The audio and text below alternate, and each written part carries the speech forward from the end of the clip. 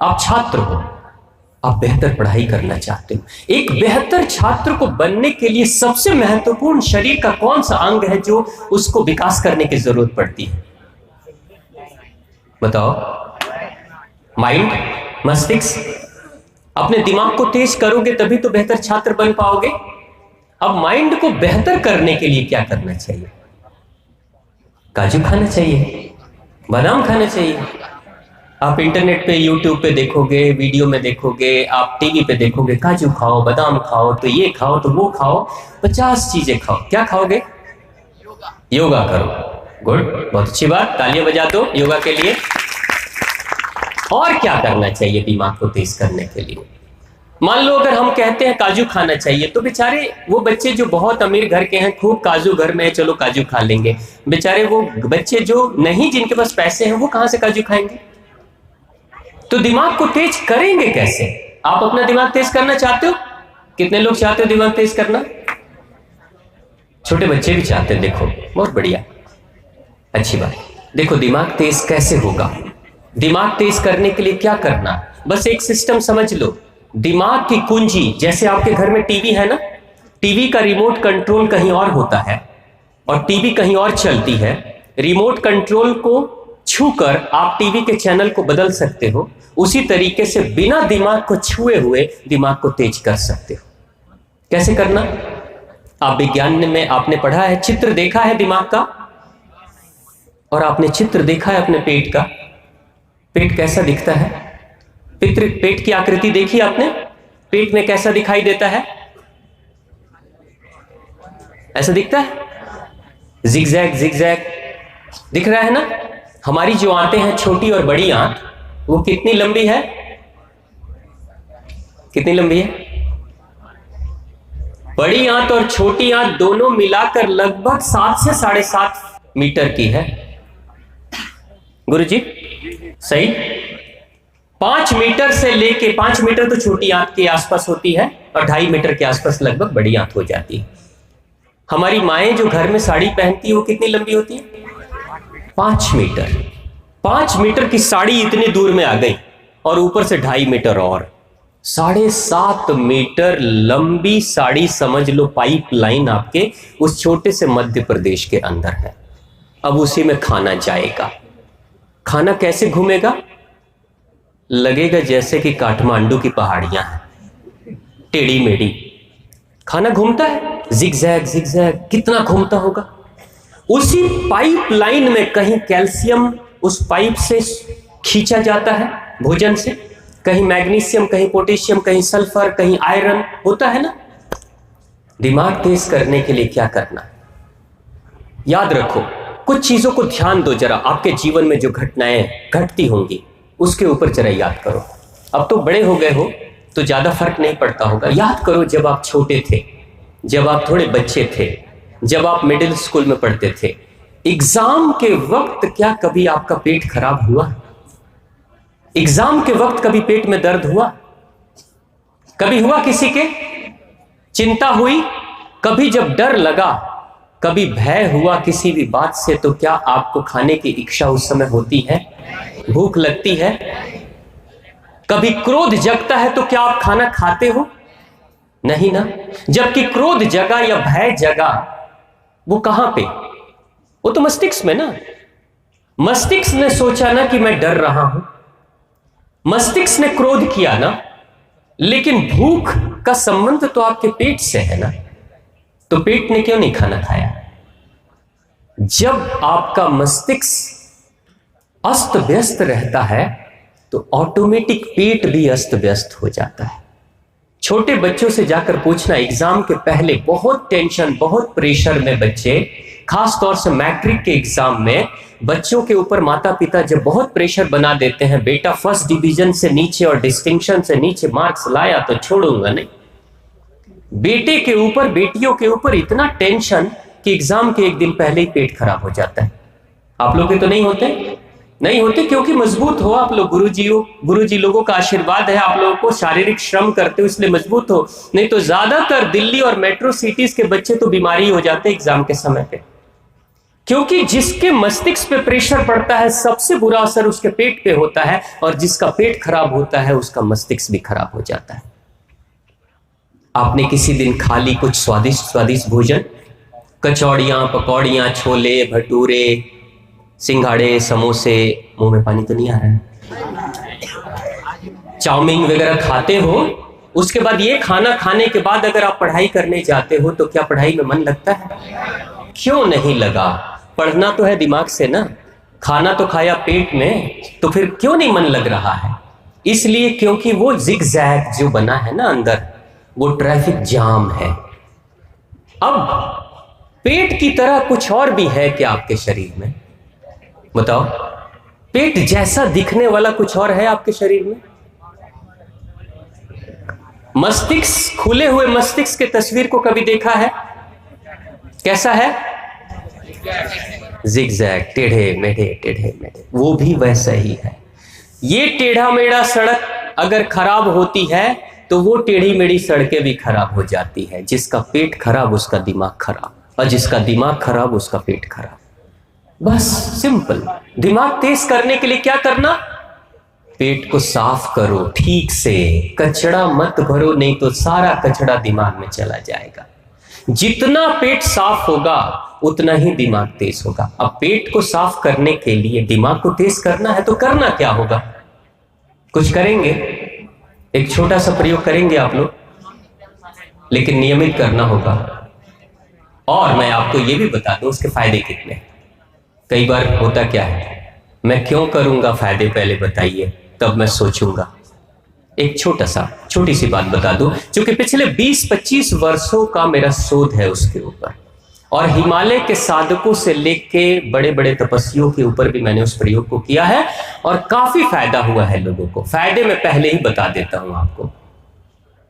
पेट में दर्द नहीं होगा, गैस की समस्या नहीं होगी, जोड़ों का दर्द, गठिए का दर्द नहीं होगा। किसी को डायबिटीज हो गई हो घर में तो कुछ दिनों में डायबिटीज की रीडिंग नीचे आने लगेगी, बीपी अच्छी होने लगेगी, आपके सर के बाल जल्दी सफेद नहीं होंगे, आपके चेहरे पे झाइयां झुर्रियां नहीं आएंगी, उम्र का असर जल्दी नहीं होगा, दिमाग तेज होगा, रात में नींद अच्छी आएगी। आपके घर के दादा दादी अगर रात में चैन से सो नहीं पाते होंगे तो उनको भी अच्छी नींद आने लगेगी अगर ये प्रयोग करेंगे। हमारी माताओं के पेट में कभी दर्द नहीं होगा, सीने में जलन, खट्टे डकार नहीं आएंगे, भूख बहुत अच्छी लगेगी, जो खाओगे वो सब पचेगा। और सबसे अच्छी बात, बच्चों का नाटक बंद हो जाएगा। मम्मी हम ये नहीं खाएंगे, रोज तुम वही रोटी सब्जी बना देती हो, रोज वही चावल दाल पका देती हो।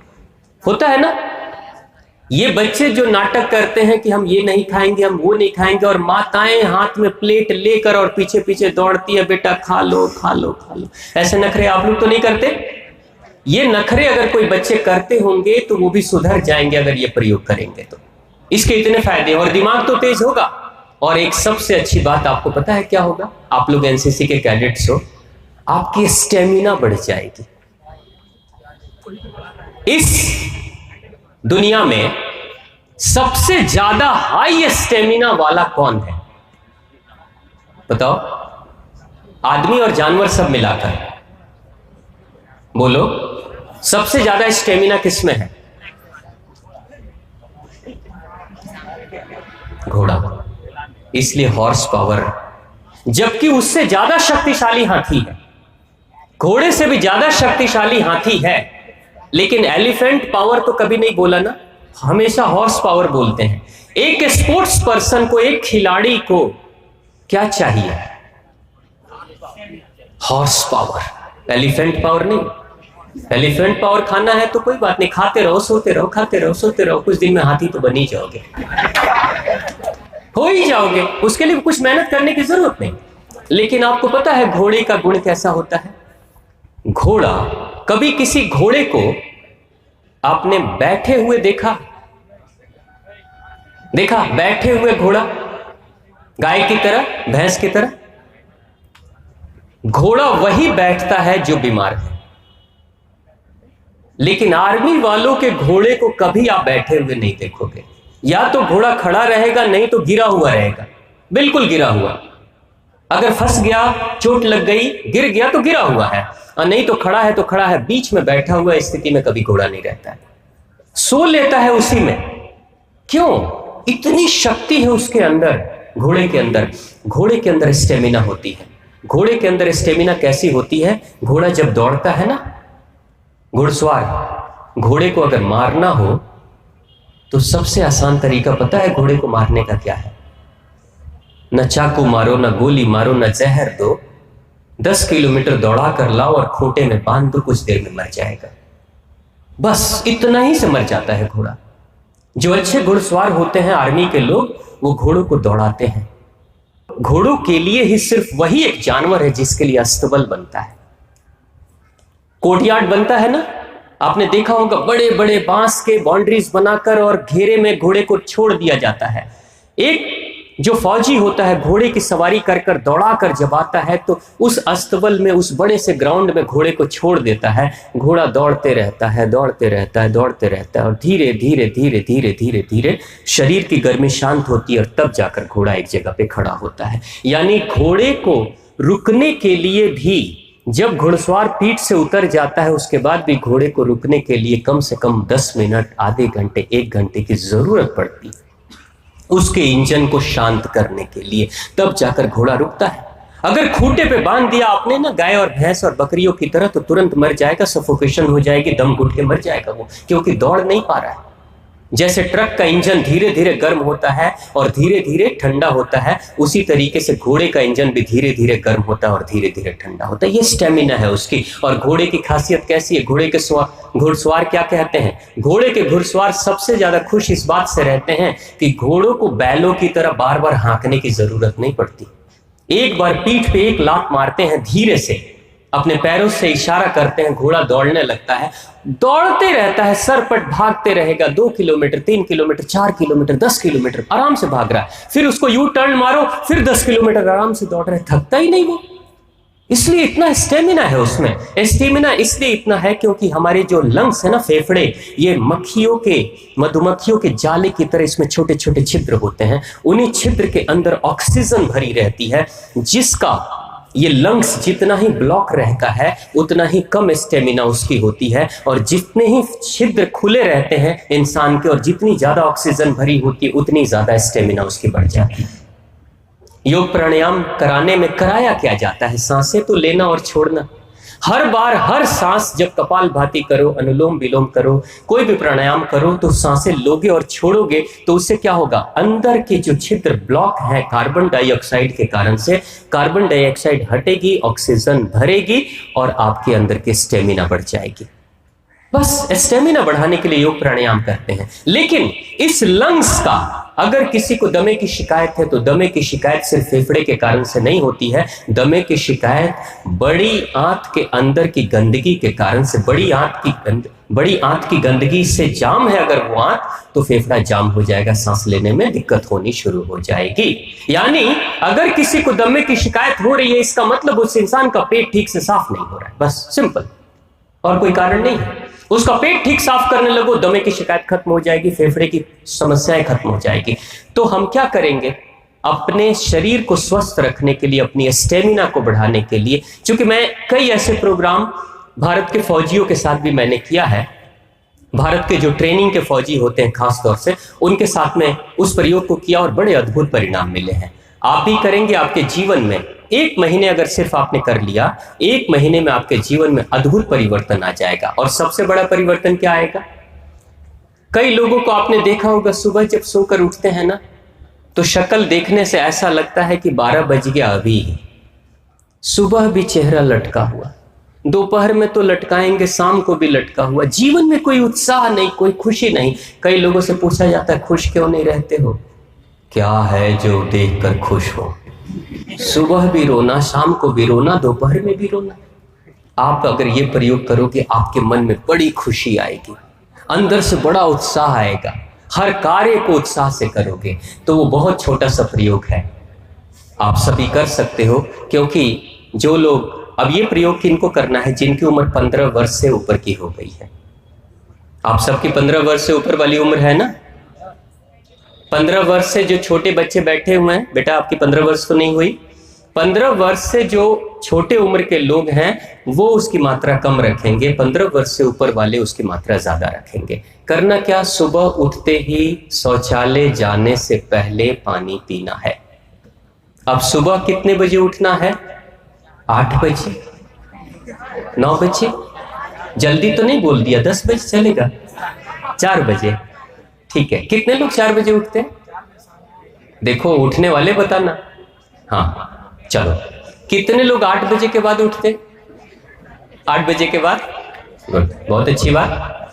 देखो क्यों सुबह बोला गया उठना, आपको पता है एक बात, आपके घर में तो अच्छा है, कोई सभी लोग स्वस्थ हैं, कभी कोई मरीज, हार्ट अटैक का मरीज अगर कोई हो ना, जिसकी बीपी बढ़ी हुई है, जिसको दिल के दौरे पड़ने की शिकायत होती है, अगर वो इंसान, कभी कोई इंसान जिसको हार्ट अटैक की समस्या होती है, आपको पता है हार्ट अटैक अगर अटैक कभी पड़ता है, दिन में अगर किसी को हार्ट अटैक के दौरे पड़ते हैं तो बड़े धीमे दौरे होते हैं, दिन में इंसान कई बार बच जाता है, लेकिन रात्रि, आधी रात्रि के वक्त अगर किसी को हार्ट अटैक के दौरे पड़ जाते हैं तो उस इंसान के बचने की गुंजाइश कम रहती है, वो ज्यादा तेज स्ट्रोक लगता है रात्रि में। क्योंकि हमारी जो प्राण की शक्ति है, वो प्राण की शक्ति हमारी हमेशा एक जगह पे नहीं रहती। आपने कभी सोचा हमारा प्राण कहां रहता है? वो ट्रांसफर होते रहता है। रात के, आधी रात के वक्त में हमारी प्राण की शक्ति हमारे फेफड़े और दिल के आसपास में होती है, प्राण की शक्ति यहां पे रहती है आधी रात के वक्त। इसलिए आधी रात के वक्त अगर दिल का दौरा पड़े तो प्राण की शक्ति बहुत तेज है, इसलिए दौरा भी बहुत तेज पड़ता है और बचने की गुंजाइश कम रहती है। आधी रात के वक्त प्राण की शक्ति यहां होती। अब आधी रात के बाद लगभग 3 बजे के बाद रात्रि में प्राण की शक्ति शिफ्ट होती है और चली जाती है बड़ी आंत में, और बड़ी आंत में जब शिफ्ट होती है तो बड़ी आंत की ऊर्जा बढ़ जाती है। अब सुबह के वक्त में जो गुरुओं ने कहा कि सुबह उठो, शौचालय जाओ, पेट की सफाई करो, क्योंकि बढ़ी हुई शक्ति के समय अगर पेट की सफाई, बड़ी आंत की सफाई करोगे तो बहुत आसानी से बड़ी आंत की सफाई हो जाएगी और शरीर की सारी गंदगी बाहर निकल जाएगी। इसलिए गुरुओं ने कहा कि सुबह उठकर जल्दी फ्रेश होना चाहिए। अब जो इंसान, अब वो प्राण की शक्ति बड़ी आंत में सिर्फ सुबह के 6:30 बजे तक रहती है, उसके बाद वो शक्ति ट्रांसफर होकर हमारे पेट में चली जाती है, खाने के लिए चली जाती है, भोजन के लिए चली जाती है।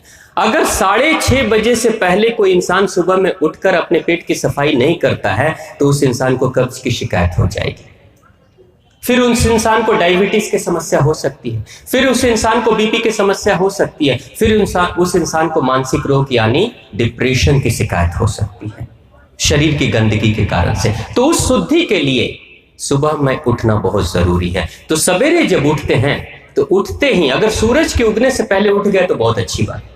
सूरज के उगने से पहले उठते हैं, 15 वर्ष से उम्र ज्यादा है, माताएं बैठी हैं, आप लोग के लिए भी है, बाबूजी लोग के लिए, सूरज के उगने से पहले अगर उठ जाते हो, जाड़े का दिन है, हल्का गर्म गुनगुना पानी कर लो और उसकी मात्रा कितनी होनी चाहिए? 1.25 लीटर। कितना? 1.25 लीटर कितना होता है पता है ना? 1250 ml, 1 लीटर और 250 ग्राम और 1 लीटर और 250 ग्राम और 1.25 लीटर पानी पीने की आदत आप डालो। लेकिन पहले दिन पियोगे तो जितनी तेजी से 1.25 लीटर अंदर जाएगा उतनी तेजी से 1.25 लीटर बाहर भी आ जाएगा। पहले दिन अगर ऐसा करोगे तो आपको क्या करना, धीरे धीरे मात्रा बढ़ानी है, धीरे धीरे, हाँ, नहीं तो उल्टी हो जाएगी। धीरे धीरे बढ़ाओगे, 1 दिन 2 दिन 4 दिन, मात्रा बढ़ाते बढ़ाते 1 हफ्ते में 1.25 लीटर पे चले आओगे आराम से। अच्छा, बिना कुल्ला किए पीना है। और जब मुंह साफ है तो 1 लाख ग्रंथियां मस्तिष्क में काम करती हैं, क्या बनाती हैं? लार। अब उस लार को आप अपने पेट में ही डालोगे पानी के साथ में। आपको पता है सुबह की लार अमृत है, जिसको हम बाहर नाले में फेंक देते हैं सुबह उठते ही कुल्ला करके, अमृत है वो। तो पता है क्या होगा? छोटे वाले कमरे की बड़ी तेज याद आएगी। छोटा वाला कमरा कौन सा? उस छोटे से कमरे की याद आएगी, और अगर कोई बैठा होगा तो कहोगा जल्दी निकलो भाई, नहीं तो गाड़ी छूटने वाली है, इज्जत जाने वाली है। और जैसे ही वो निकलेगा आप एकदम रॉकेट की स्पीड से अंदर जाओगे, थोड़ी देर बैठोगे ही ना, खड़े तो नहीं करना, कुछ पढ़े लिखे बच्चे हो, बैठोगे और बैठने के बाद जब बाहर निकलोगे ना तो पता है क्या बोलोगे? वाह मजा आ गया, बहुत दिनों के बाद मजा आया है। जिस दिन आपके पेट की प्रॉपर सफाई हो जाएगी ना, उस दिन पता है उसी दिन से दिमाग आपका बेहतर होने लगेगा। सिर्फ मजा, पेट साफ हुआ लेकिन मजा आया किसको? दिमाग कहता है ना वाह आनंद आ गया। आनंद की अनुभूति कहां होगी? यहां। लेकिन साफ क्या हुआ? ये तो ये जिगजैग इसका साफ हो गया तो इसका भी जिगजैग साफ। ये है अपने दिमाग को बेहतर करने का सबसे सुंदर मंत्र। मैं भी आपकी तरह जब मैं इन प्रयोगों को नहीं करता था तो मेरे साथ भी बड़ी समस्याएं होती थी। पता है क्या होता था? आप लोग वाद विवाद प्रतियोगिता करते हो ना?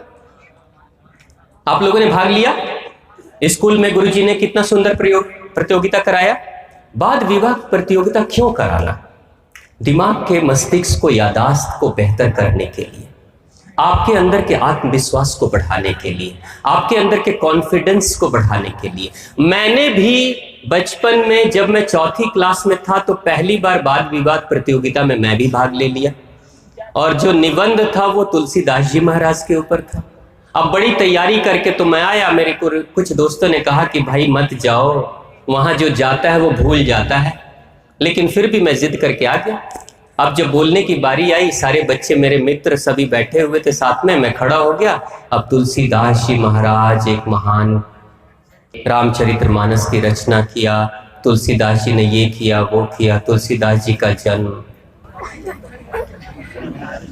तुलसीदास जी, गुरु जी बगल में बैठे हैं, बोलो बेटा बोलो बोलो, तुलसीदास जी। और जो मेरे दोस्त थे वो कोई मेरी बात को पहले नहीं सुन रहा था, और जब मैं अटक गया ना, ऊपर छत देखने लगा, तब देख देख देख देख भूल गया, देख भूल गया, है ना। तुलसीदास जी, मेरा जो दोस्त है वो कह रहा है बोलो बोलो, बोला था ना नहीं जाओ वहां पे, भूल गया ना। और फिर मैं आकर बैठा। उसके बाद से मैं सोचा कि आखिर मैं भूला क्यों, जबकि याद करके गया था। आगे की बातें क्यों भूल गया? इंफॉर्मेशन जो होती है ना, सूचना, वो यहां मस्तिष्क में रहती है, और सूचना छोटे छोटे टुकड़ों में रहती है। सूचना जैसे नदी को देखा आपने, नदियों में छोटी छोटी नावें बहती हैं, छोटी छोटी नाव। एक सूचना अगर आती है दूसरे नाव के पास, मान लो एक सूचना वाली नाव बह रही है पानी में, दूसरी सूचना वाली नाव बह रही है पानी में, तीसरी सूचना वाली नाव बह रही है पानी में। जो इंसान पानी पीना शुरू करेगा, आपको पता है आपके ब्रेन में पानी की मात्रा कितनी है? लगभग 80% से ज्यादा पानी ही होता है ब्रेन के अंदर। और पानी के माध्यम से, उस फ्लूइड और लिक्विड के माध्यम से हमारे अंदर की सूचनाएं तैरते हुए आती हैं और हमारे आगे के तरफ में यहां आती है, तब हमें बातें याद आती। कई बार आपने देखा होगा, अपने पुराने मित्र को याद कर रहे हो और नाम भूल रहे हो, उसका नाम तो मुझे याद है लेकिन अभी याद नहीं आ रहा है, ऐसा होता है ना। और अचानक क्लिक किया, अरे हाँ उसका नाम रमेश है, उसका नाम सुरेश है, उसका नाम ये है, होता है। ये जो फ्लो ऑफ इंफॉर्मेशन है, सूचनाएं हैं चारों तरफ से, ये हम सबके दिमाग में बिखरी बिखरी सी हुई है। लेकिन जब इंसान पानी पीने की आदत डाल लेता है, ये इस प्रयोग शुरू कर देता है, तब क्या होगा? उस पानी के माध्यम से, अब एक बात सोचो, नदी अगर सूख जाए तो क्या नाव तैर पाएंगी? नहीं ना। उसी तरीके से दिमाग जिसका सूख गया है, उसके जीवन में भी फ्लो ऑफ इंफॉर्मेशन, सूचनाओं के आने का जो प्रवाह है वो स्लो हो जाता है। इसलिए वो इंसान सब कुछ पढ़ते हुए भी भूल जाता है। तो अपने ब्रेन को, अपने मस्तिष्क को बेहतर करने के लिए भी ये प्रयोग करना शुरू कर दो। कल से शुरू करेंगे सब लोग? कितने लोग करेंगे?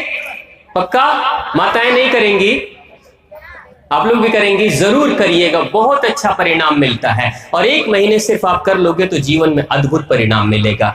और यही यही भगवान श्री राम को भी उनके गुरु ने सिखाया था। सिर्फ किताबों की शिक्षा मत ग्रहण करो, किताबों के साथ अपने शरीर को भी बेहतर बनाने की कोशिश करो, क्योंकि अच्छा छात्र वही होता है जिसका शरीर स्वस्थ और तंदुरुस्त होता है, और अच्छा छात्र वही होता है जिसका मन बेहतर होता है और जिसकी याददाश्त अच्छी होती है। निश्चित तौर से वो जीवन में बेहतर कार्य कर पाता है।